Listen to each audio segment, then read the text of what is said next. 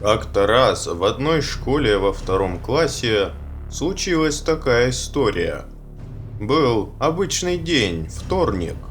Прошел первый урок, математика. Прошел второй урок, физкультура.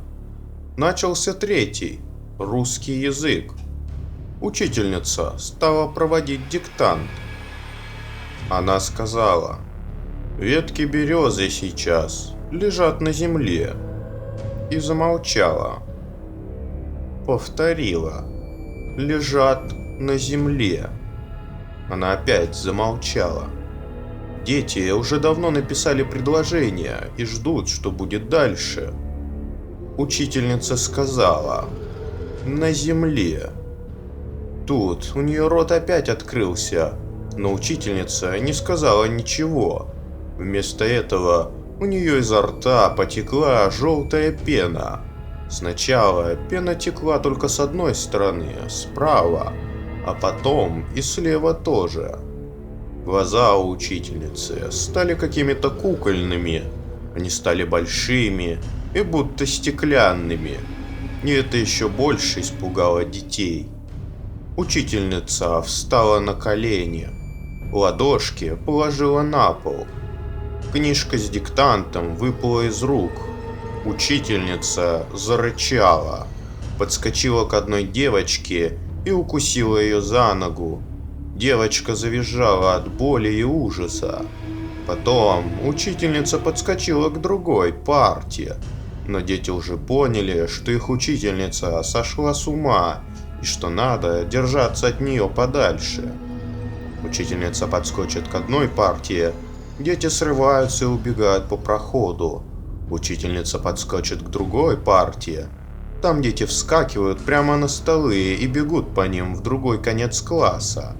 Скоро никто уже не сидел на своих местах. Все бегали от учительницы по проходам и столам. Но она была еще совсем не старой женщиной. К тому же ее ученики неорганизованно толпились в проходах.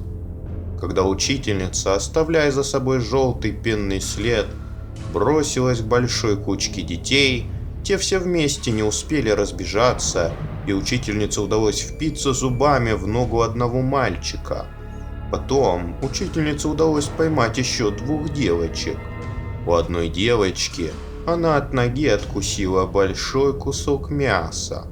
Пока учительница жевала этот кусок мяса, прибежала директор школы с физруком. Они вдвоем схватили учительницу, связали ее шторами, а потом отправили в сумасшедший дом. Там оказалось, что учительница больна собачьим бешенством. Вчера, когда она возвращалась после работы домой, на нее напала бездомная собака и укусила. Учительнице была неохота идти в поликлинику и ставить уколы от бешенства.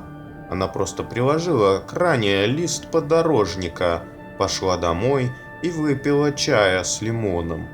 Но это не помогло, и на следующее утро учительнице стало гораздо хуже. У нее начался приступ. Потом всех детей этого класса целый месяц водили на прививки каждый день.